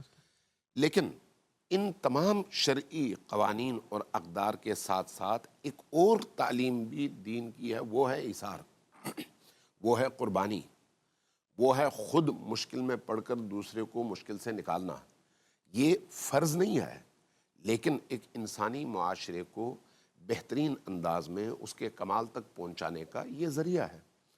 لہٰذا شرعی احکام جہاں پر ہمارے سامنے ہونے چاہیے وہیں پر اس کے پیچھے یہ جو نیکیوں کا فلسفہ اور اس کے پیچھے حکمتیں ہیں ان کو بھی سامنے رکھنا چاہیے. اب ہمارا جو معاشرہ ہے ہندوؤں سے زیادہ متاثر ہے, سکھوں سے زیادہ متاثر ہے, آپ عام مظاہر اس کے دیکھتے ہیں, اس لیے بعض اوقات خواتین پر بے تحاشا ظلم ہوتا ہے اور وہ ظلم شریعت کے لبادے میں ہوتا ہے. کہا جاتا ہے یہ تو بیوی کا فرض ہے, جبکہ شریعت نے تو کوئی ایسا فرض معین نہیں کیا. بیوی کے جو فرائض ہیں وہ چند ایک ہیں محدود, اور وہ بھی شوہر سے متعلق فرائض کی بات کر رہا ہوں. ٹھیک, لہٰذا ان فرائض میں بیوی مجبور ہوئی ہے اور پابند بھی ہے کہ شوہر کی اطاعت کرے, اس لیے کہ اس نے نکاح کا بول قبول کر لیا ہے اور خود اس کی ولایت میں آ گئی ہے. لیکن باقی چیزوں میں فرضیت نام کی کوئی چیز نہیں ہے. اگر فرضیت کے اعتبار سے دیکھا جائے نا تو شوہر پر بیوی کے موسم کے اعتبار سے کپڑے, اس کے سٹیٹس کے اعتبار سے گھر اور کمرہ اور اس کی ضرورت کے کھانے کے علاوہ کوئی چیز فرض نہیں ہے. لیکن شوہر اسی بیوی کے لیے دنیا کی تمام نعمتیں فراہم کرنے کی کوشش کرتا ہے. یہ جو ایکسٹرا کوشش کرتا ہے یہ فرضیت کی وجہ سے نہیں کرتا, یہ اپنے ایثار اور قربانی کی وجہ سے کرتا ہے جو اس کی محبت کا تقاضا بھی ہے اور ایک بہترین خاندان کی تشکیل کا ذریعہ بھی ہے. یہی جذبہ بیوی میں بھی ہونا چاہیے کہ بیوی صرف اپنے حق کو نہ دیکھے بلکہ اس گھر کو آباد کرنے اور رشتے کو مضبوط کرنے کے وہ ذرائع ڈھونڈے. لہٰذا جب آپ اپنے ساس سسر کی یا داماد اپنے ساس سسر کی کوئی خدمت کرے تو اس میں ان چیزوں کو سامنے رکھنا چاہیے، شرعی فرضیت نہیں. شرعی فرض تو حتیٰ اس بیوی پر اپنے شوہر کے کپڑے دھونا بھی نہیں ہے، حتیٰ اپنے شوہر کے لیے کھانا بنانا بھی نہیں ہے، حتیٰ اپنے شوہر کی پیاس بجھانے کے لیے پانی لے کر آنا بھی شرعی طور پر فرض نہیں ہے. حتیٰ اس شوہر کے بچے کو دودھ پلانا بھی اس عورت پر فرض نہیں ہے، وہ اجرت مانگ سکتی ہے. لیکن یہ ذہن میں رکھیں کہ ان تمام غیر فرض شدہ چیزوں کے پیچھے جو حکمت ہے کہ یہ کام کرو گے تو یہ ہوگا، یہ ہوگا، یہ ہوگا، تو ان نہیں، یہ ہے ان فلسفوں اور ان حکمتوں کو اگر تلاش کیا جائے تو آپ کا گھر حقیقتاً محبتوں کا مرکز بن جاتا ہے. بے شک بے شک. ایک اور لائیو کالر ہمارے ساتھ موجود ہے. ہم آئیں گے چائے پینے. انجیری میزانہ کال کرم آپ سے. جی سر، کیا سوال ہے آپ کا؟ فرمائیے. میرا سوال ہے جی کہ میں نا میری عمر 65 سال کی ہے، تو میں 45 سال پہلے میری شادی ہوئی تھی. تو اس دن انہوں نے مجھ سے کہا تھا کہ بھائی نا میرا حق مہر معاف کر دے، تو میں نے معاف کر دی، کہا کہ ٹھیک ہے. مجھے پتہ نہیں تھا کہ معاف کرتے ہیں کہ نہیں کرتے. اس وقت مجھے علم ہی نہیں تھا اس بات کا. تو اب جب کہ مجھے چھوڑ چکے ہیں تو میں ان سے حق میں لے سکتی ہوں کہ نہیں لے سکتی؟ ٹھیک ہے انجینئر صاحب، اس کا جواب اگر آپ رہنمائی فرما دیں. دیکھیں، یہ شادی کو اتنے عرصے کے بعد ان کو اس چیز کا خیال آیا ہے. میرا خیال ہے جو شادی کرنے کے لیے نکلا ہے اسے شادی سے متعلق سارے، نکاح سے متعلق سارے احکامات پتہ ہونے چاہیے، اور یہ ان کے ہسبینڈ کا فرض تھا کہ وہ انہیں حق مہر ادا کرتا. اس طریقے سے زبردستی معاف کروانے سے تو معافی والا کوئی معاملہ نہیں ہوتا. قرآن پاک میں تو سورۃ النساء میں یہاں تک آیا کہ اگر کسی بیوی کو آپ نے طلاق بھی دینی ہے تو جو تم نے اس کو حق مہر میں رقم دی ہوئی ہے اس کے اگینسٹ تم اس سے نفع حاصل کر چکے ہو. اگر ڈھیروں ڈھیر سونا بھی دیا ہے تو وہ بھی اس سے واپس نہیں لینا. تو میرے خیال ہے اب حسن اخلاق تو ان کو یہی یعنی درس دیتا ہے کہ ان کے جو ایکس ہسبینڈ تھے جنہوں نے ان کو طلاق دے دی، وہ ان کو حق مہر تو ضرور ادا کریں، کیونکہ اب یہ ان کے عقد میں بھی نہیں رہی ہیں، تو ایٹ لیسٹ یہ والا حسن سلوک کا معاملہ تو ان کے ساتھ ان کو کرنا چاہیے. لائیو کالر موجود ہے. السلام علیکم. جی وعلیکم السلام ورحمۃ اللہ. محمد وسیم بات کر رہا ہوں. لاہور سے. جی رفیع صاحب فرمائیے کیا سوال ہے. تمام علماء کرام کو میرا مہربانہ سلام عرض ہے. تو مرزا صاحب سے میرا یہ سوال، انجینئر صاحب سے میرا یہ سوال ہے کہ کہا جاتا ہے کہ ایک پانی کی بالٹی میں، پانی کی صاف بالٹی میں اگر ایک قطرہ ناپاک پانی گر جائے تو وہ پوری کی پوری ناپاک ہو جاتی ہے. تو کیا ایک ناپاک بالٹی بھری ہو، اس میں ایک قطرہ پانی کا ڈل جائے تو وہ پاک ہوگی؟ اور وہ جو پانی ناپاک ہو جاتا ہے ایک قطرے سے، تو وہ کیا اتنا ناپاک جو قطرہ ہے وہ اتنا طاقتور ہے کہ وہ سارا کا سارا پانی جو ہے وہ ناپاک کر دیتا ہے؟ تو برائے مہربانی اگر اس والے سے بولنا. جی انجینئر صاحب. جی بالٹی جو کہ پانی کی کوانٹٹی کم ہے، اس میں اگر آپ ناپاکی کا ایک قطرہ ڈالیں گے تو وہ ناپاک ہو جائے گا. تو اس کی بجائے ہمیں یہ پوچھنا چاہیے کہ اب اس کو پاک کس طرح کریں. کیا ساری بالٹی بہا دیں گے؟ بالکل نہیں. اس کا آسان سا طریقہ ہے کہ اس بالٹی کو آپ ٹوٹی کے نیچے رکھیں گے، ٹوٹی کو کھولیں گے، پانی کو اوور فلو کروائیں گے تھوڑی دیر کے لیے، یہاں تک کہ وہ تھوڑا دور تک بہ جائے، تو وہ پاک ہی شمار کیا جائے گا تمام کے نزدیک. ٹھیک ہے، تمام کے نزدیک نہیں. علامہ صاحب جی اس میں دیکھیے کسی بھی نجس چیز کو پاک کرنے کے طریقے شریعت نے واضح طور پر بیان کیے ہوئے. بالکل. خصوصاً پانی کے حوالے سے، پانی اگر 3 کر سے زیادہ ہو اس صورت میں اس میں اگر نجاست کا قطرہ گرے تو اس کو نجس نہیں کرتا، لیکن اگر اس سے کم ہو تو وہ نجس ہو جاتا ہے. بہتا ہوا پانی نجس نہیں ہوتا اگر قطرہ گرے، لیکن اگر راکد اور محدود پانی ہو تو وہ نجس ہو جاتا ہے. بالٹی کی صورت میں اگر یہ بہتے ہوئے پانی کے ساتھ متصل ہو جائے کہ اس کا حصہ کہلائے، اس صورت میں یہ پانی پاک ہوگا. اچھا. یا کر سے زیادہ مقدار میں جو پانی ہے، جیسے کنویں کا پانی ہے، بہت بڑی مقدار میں ہوتا ہے، اس سے چاہے کسی بھی ذریعے سے متصل ہو جائے تب یہ پانی پاک ہوگا. لیکن اگر اس میں تھوڑا سا پانی اوپر سے ڈال دیا جائے اور ادھر سے کچھ بہہ جائے تو اس سے یہ پانی پاک نہیں ہوگا. قاری صاحب کچھ کہہ رہے ہیں؟ جزاک اللہ. انہوں نے کہا 3 کلے. رسول اکرم صلی اللہ علیہ وسلم جو اچھا 3 کل. ہمارے ہاں کلتین کے الفاظ آتے ہیں حدیث میں کہ، اور ایک کلہ جو ہوتا ہے وہ 2.5 من کا ہوتا ہے، اور 2 کلے جو ہیں وہ 5 من پانی ہوا. تو 5 من کا پانی اگر ہے اور اس میں کوئی نجاست گرتی ہے تو پھر اللہ کے رسول صلی اللہ علیہ وسلم نے فرمایا اس کی 3 چیزیں دیکھی جائیں.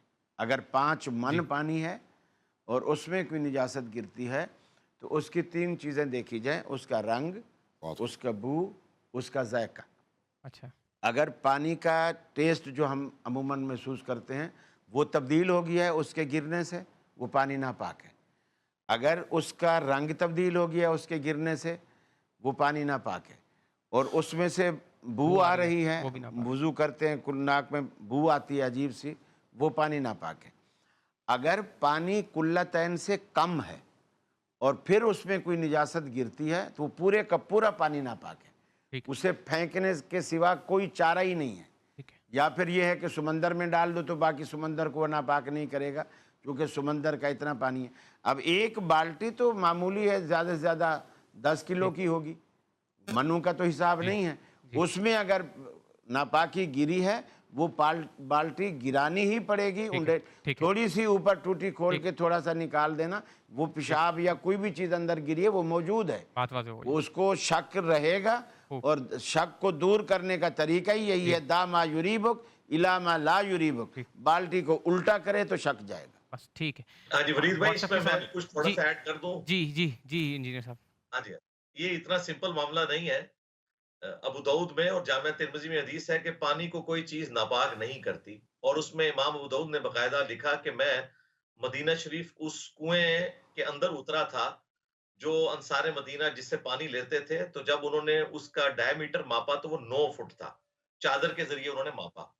اور ابو داؤد میں الفاظ ہیں کہ باقاعدہ اس کے کونے کے اوپر پرانے کپڑوں کے چیتھڑے اور اس طریقے سے گوشت اور عورتوں کے جو یہ مینسز کا کپڑے یہ بھی گرے ہوئے ہوتے تھے، اور صرف 9 فٹ اس کا جو ہے وہ ڈائی میٹر تھا، اور اس کے ایک کنارے سے صحابہ کرام پانی بھرتے تھے۔ اس زمانے میں پانی بہت کم تھا، لہذا پانی کے حوالے سے جو پاکی پلیدی کے مسائل میں جو اتنا زیادہ غلو کیا جاتا ہے، نبی اسلام کے زمانے میں تو یہ پاسبل ہی نہیں تھا کہ اس طریقے سے پاکی حاصل کی جا سکتی جس طرح آج ہمارے پاس وافر مقدار میں ہے، لہذا اس میں نرمی کا رویہ ہی اختیار کرنا چاہیے۔ واٹس ایپ کے سوالات موجود ہیں، بڑھتے ہیں سوالات کی طرف۔ بسم اللہ۔ السلام علیکم، میرا سوال علماء کرام سے بلیسفیمی لاء کے مس یوز کرنے کے اوپر ہے۔ جیسے حال ہی میں بہت سارے بلیسفیمی کے کیسز ہیں جو ہم دیکھ رہے ہیں، آ رہے ہیں۔ مثال کے طور پہ ایک رجب بٹ کا کیس ہے جو کعبۃ اللہ میں کھڑے ہیں اور وہاں پہ معافی مانگ رہے ہیں اور عوام کو بھی بول رہے ہیں کہ میں نے کوئی توہین نہیں کی اور نہ ہی میری یہ انٹینٹ تھی، اور کسی کی دل آزاری بھی ہوئی ہے تو وہ اس پہ معافی مانگ رہے ہیں۔ اور ماضی میں ہم نے دیکھا جنید جمشید، مفتی طارق مسعود، مفتی حنیف قریشی، ان لوگوں کے خلاف بھی الزامات لگے تھے اور ان لوگوں نے بھی توبہ کی، رجوع کیا، جس کے بعد مزید کوئی کارروائی ان لوگوں کے ساتھ نہیں ہوئی۔ تو سوال یہ ہے کہ یہ جو توبہ کی گنجائش ہے یا اپنا موقف بیان کرنا کہ آیا انہوں نے توہین کی ہے یا نہیں کیا، غلطی سے کر دی، تو یہ صرف کیا مفتی لوگ جو ہیں انہی کے لیے ہے کہ وہی رجوع کر سکتے ہیں، وہی توبہ کر کے اپنا بیان دے سکتے ہیں کہ ہم نے بلیسفیمی نہیں کی ہے، اور یہ عام لوگ؟ انجینئر صاحب دیکھیں، یہ بڑا انہوں نے ضروری اور سینسٹیو کوشچن کیا۔ پہلے تو میں اس میں ورڈکٹ دوں گا کہ یہ صرف علماء کے لیے پیکیج نہیں ہے کہ وہ توبہ کریں اور ان کی توبہ قبول ہے۔ توبہ جو بھی کرے گا اس کی توبہ قبول ہے۔ دیکھیں، اس کائنات میں سب سے بڑا گناہ شرک ہے۔ سورۃ الفرقان میں اللہ تعالیٰ نے 3 بڑے گناہ گنوائے: شرک، قتل ناحق اور اس کے بعد بدکاری، اور پھر فرمایا اگر کوئی اس سے بھی توبہ کر لے ہم اس کے گناہوں کو بھی نیکیوں سے بدل دیں گے۔ تو اللہ تعالیٰ تو قبول فرمانے والا ہے۔ جامع ترمذی میں حدیث ہے موت کے غرغرے سے پہلے پہلے توبہ قبول ہے۔ اب یہ جو رجب بٹ والا معاملہ ہوا، جب انہوں نے توبہ کر لی اور غلطی کا اعتراف کر لیا، اس میں کوئی توہین رسالت والا تو معاملہ نہیں ہوا تھا، توہین مذہب کی کیٹیگری میں اسے فال کروایا گیا ایک خاص طریقے سے۔ بہرحال اس میں 2 رائے ہو سکتی ہیں، لیکن اصل مسئلہ یہ کہ جب انہوں نے توبہ کر لی تو اس کے بعد میرا خیال ہے ان کی توبہ کو علماء کو چاہیے کہ وہ ایکسیپٹ کریں جس طرح اپنے لوگوں کی توبہ قبول کرتے ہیں۔ اس حوالے سے ایک اور چیز یہ کہ کیا پرفیوم کا نام 295 رکھنا یہ توہین کے زمرے میں آتا ہے؟ دیکھیں، ایبسولوٹلی اگر آپ اس کو دیکھیں گے تو کوئی توہین والا معاملہ نہیں ہے، لیکن وہ جس طریقے سے ہوا نا، اس میں انہوں نے فخریہ کہا کہ میرے اوپر 295 اے بھی لگی ہوئی ہے اور سی بھی لگنے جا رہی ہے، اور پھر وہ بار بار اپنے ولاگز میں مولا علی علیہ السلام اور سیدہ فاطمہ سلام اللہ علیہا کا نام لیتے ہیں، لیکن جب آئیڈیل کہنے کی باری آئی تو انہوں نے کہا کہ میرا آئیڈیل جو ہے وہ سیدھو موسے والا ہے۔ تو وہ اس کی وجہ سے علماء کے اندر ریونج پایا جاتا ہے جو کسی حد تک جسٹیفائی ہے، لیکن جب انہوں نے توبہ کر لی ہے، غلطی سے معافی مانگ لی ہے، تو میرے ٹھیک خیال اس معاملے کو ختم کر دینا چاہیے. بات واضح ہو گئی ہے. ایک جی علامہ صاحب کچھ کہہ رہے ہیں؟ لیکن دو تین باتیں اس سلسلے میں عرض کروں. پہلی بات تو یہ ہے کہ یہ مسائل جو ہے نا، یہ فرقہ وارانہ جو ہماری ذہنیت اور رجحانات ہیں ان کا نتیجہ ہے. ورنہ یہ مسائل، یہی مسائل باقی ساری عالم اسلام کی تمام تر دنیا اور ممالک کے اندر اس طرح کی کوئی آپ کو مثال نہیں ملتی. یہ سارے کے سارے فتنے صرف پاکستان میں کھڑے ہو جاتے ہیں. اس کا مطلب ہے پیچھے کوئی وجہ ہے، یعنی وہ وجوہات سیاسی ہیں، اجتماعی ہیں، سماجی ہیں، اور ہمارے رہن سہن میں جو مسائل پیدا ہو چکے ہیں گزشتہ اس عرصے میں، یہ اس بنیاد پر ہے. اس لیے ہر چیز کو شریعت کے ساتھ جوڑنا درست نہیں ہے. دوسری بات، جب کہا جاتا ہے توہین، تو توہین کی تعریف ہوتی ہے کہ بھئی توہین اس کو کہتے ہیں اور اس کو نہیں کہتے، اور اس کا بھی ظاہر ہے ایک علمی مبنا ہونا چاہیے کہ کس چیز کو توہین کہا جائے گا اور کس چیز کو توہین نہیں کہا جائے گا. تیسری چیز یہ ہے کہ خود اسی توہین میں ہو سکتا ہے ایک چیز میری نظر میں توہین ہو، ان کی نظر میں نہ ہو، کسی اور کی نظر میں ہو، کسی اور کی نظر میں نہ ہو، کوئی اس کو تعریف سمجھتا ہو، کوئی اس کو توہین سمجھتا ہو. یہ اس طرح کے اختلافات کو سامنے رکھنا چاہیے. دوسری بات جو بڑی اہم ہے وہ یہ ہے کہ کسی پارلیمنٹ میں بنائے ہوئے قانون کو وہ تقدس حاصل نہیں ہے جو اللہ کا بنایا ہوا قانون ہے. اللہ کے بنائے ہوئے قانون کے خلاف اب اگر بات کرتے ہیں تو اس کا حکم اور ہے. لیکن جب آپ کسی پارلیمنٹ اور انسانوں کے بنائے ہوئے، جس کا اللہ کے حکم سے کوئی تعلق نہیں ہے، اس کے بنائے ہوئے قانون کی بات کرتے ہیں، وہاں پر اس کا حکم اور ہے. ہاں اس کی مدد کے لیے یہ قانون آ سکتا ہے، لیکن اس کی حیثیت وہ نہیں ہے جو اللہ کی شریعت کی حیثیت ہے اور اس کے قانون کی حیثیت ہے. اگلی بات یہ ہے کہ جزا اور سزا کا تعلق اور اختیار کس کے پاس ہے؟ اسلامی ریاست کے پاس. اسلامی ریاست کے پاس، ٹھیک، وہ ریاست جو کسی معاشرے کے اندر امن قائم کرنا چاہے. ہر بندے کو اگر آپ یہ اختیار دیں گے کہ وہ منہ کھولے، لوگوں کو ابھارے اور جس کو چاہے اس کے خلاف میدان کارزار گرم کرے، اس سے وہ معاشرہ پرامن رہتا ہی نہیں ہے. اس لیے ایک پرامن معاشرے کے قیام کے لیے ان تمام چیزوں کو ملحوظ خاطر رکھنا چاہیے. نہ توہین کے دروازے کھولنے چاہیے، نہ اس سے غلط استفادے کے دروازے کھولنے چاہیے. دونوں دروازوں کو بند ہونا چاہیے. ایسا نہ ہو کہ کوئی شخص اس آزادی کا فائدہ اٹھاتے ہوئے جو منہ میں آئے وہ بولے. اس کی بھی قطعاً اجازت نہیں ہونی چاہیے. اور یہ بھی نہیں ہونا چاہیے کہ اسی قانون کا سہارا لے کر آپ گھروں کو جلانا شروع کر دیں، 100 گھر جل جائیں اس لیے کہ آپ کے مخالف دین یا مخالف مسلک یا مخالف فکر کے حامل لوگ ہیں، اس لیے جو ہے موقع مل گیا تو آپ ان کا صفایا کر دیں. دونوں کا رستہ روکنا ریاست کی ذمہ داری ہے اور ریاست کو یہ کام کرنا چاہیے. میں بھی عرض کروں. جی قاری صاحب ایک چھوٹا سا بریک لے رہے ہیں تو پھر آپ ہی کے پاس آتے ہیں، آپ سے بھی پھر اس کے حوالے سے اوپینین لیتے ہیں. بہت اہم ایشو ہے کیونکہ آپ کا بھی اوپینین میں لازمی اس میں لینا چاہتا ہوں. ناظرین ایک چھوٹا سا بریک لیتے ہیں، بریک کے بعد حاضر ہوتے ہیں.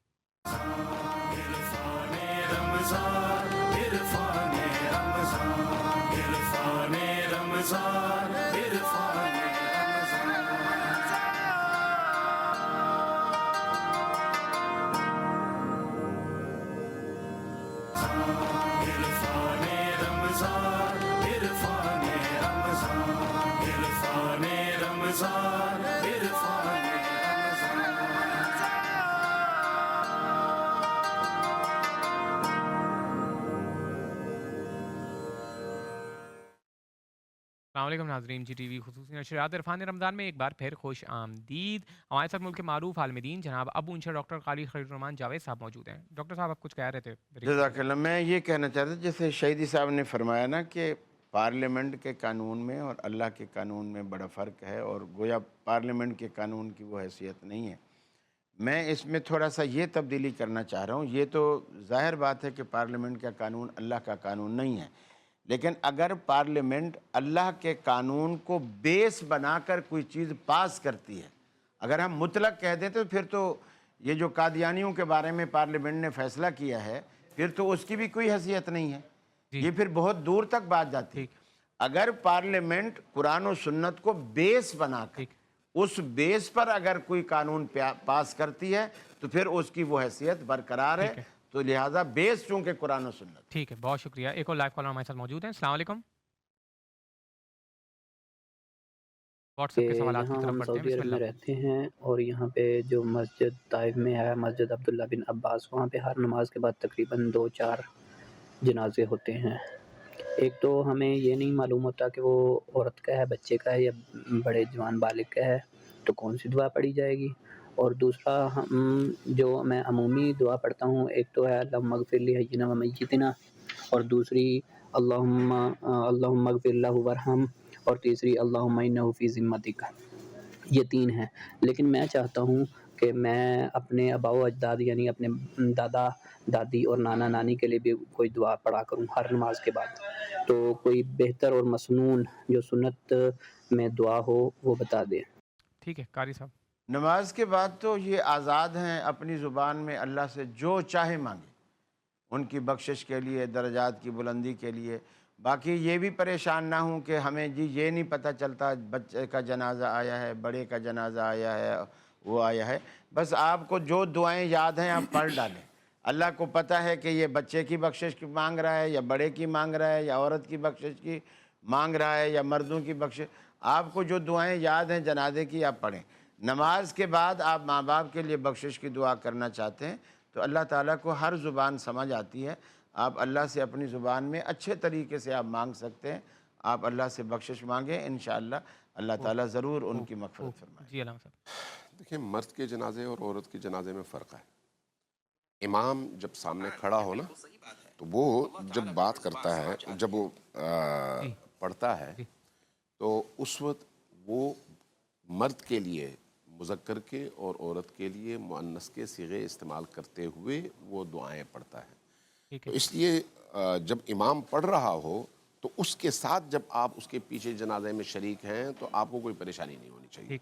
ایک اور سوال تھا اس سے پہلے، یہی سوال تھا اس سے پہلے، وہ میرے ذہن میں اہم تھا، ذہن سے نکل گیا. اچھا میرے حق میں ذہن سے ٹھیک ہے. ایک اور ہمارے پاس لائیو کالر موجود ہے، ان کی طرف پڑھتے ہیں. بسم اللہ. السلام علیکم. منفی نہیں تھا.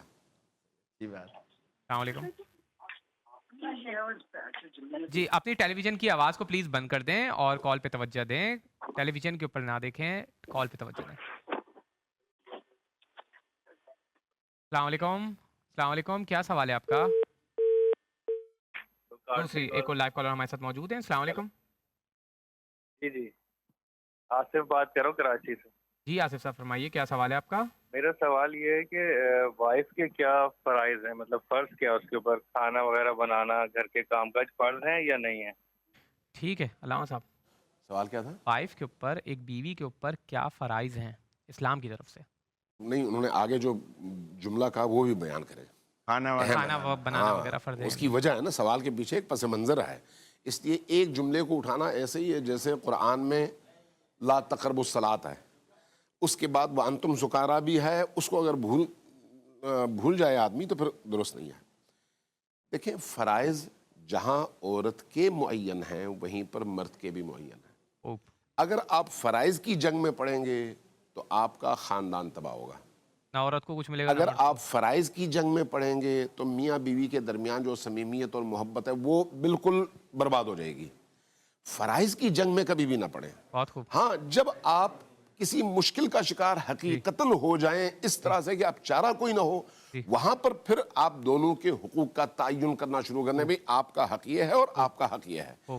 جہاں بیوی پر اپنے شوہر کے لیے کھانا بنانا فرض نہیں ہے، وہیں پر شوہر پر بھی موسم کے 4 کپڑوں سے زیادہ بیوی کے لیے کوئی چیز لینا فرض نہیں ہے. اللہ اکبر. میک اپ اب اگر آپ اس طرح سے تقسیم کریں گے تو پھر تباہی ہو جائے گی.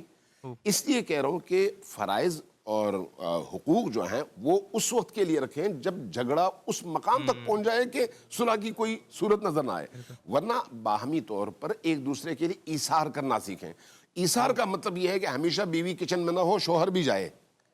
ہمیشہ بیوی ہی دسترخوان نہ بچھائے، شوہر بھی اس کی مدد کرے. ہم نے بڑے بڑے اولیاء اللہ کو، بڑے بڑے علماء کو دیکھا ہے کہ خود چائے بنا کر، کھانا بنا کر لا کر کھلاتے ہیں اپنے بچوں کو.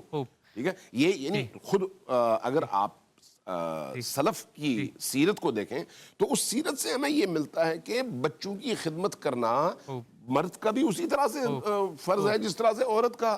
اور عورت ہی پر فرض نہیں ہے کہ وہ اپنے شوہر کی خدمت کرے، مرد کا بھی فرض ہے کہ اس کی بھی ضرورتوں کا خیال رکھے، اور کبھی کبھی اس کو بھی کھانا بنا کے کھلائے، کبھی کبھی اس کو بھی چائے بنا کے کھلائے۔ عید کا چاند ویسے نظر آ گیا ہے تو آپ سب کے پاس لا کے کھلاتا تو ہے نا، اچھی بات ہے بہت۔ قاری صاحب عید کا چاند نظر آ گیا ہے علامہ صاحب، تو آپ سے چھوٹا چھوٹا ایک مختصر سا پروگرام پیغام مغرب سے پہلے نظر آ گیا، خبر آ گئی ہے میرے خیال سے، لاہور میں آ گیا، لاہور میں چاند، لاہور میں۔ تو ایک مختصر پیغام آپ دونوں کی طرف سے 30 سیکنڈ کا آپ کا چاہتا ہوں علامہ صاحب۔ سب سے پہلے تو تمام عالم اسلام کو رمضان المبارک کی قبولیت کی مبارکباد پیش کرتا ہوں کہ اللہ قبول فرمائے ان کے روزوں کو، اور کل کا جو عید کا دن ہے اس عید کو حقیقی معنوں میں عید قرار دیں۔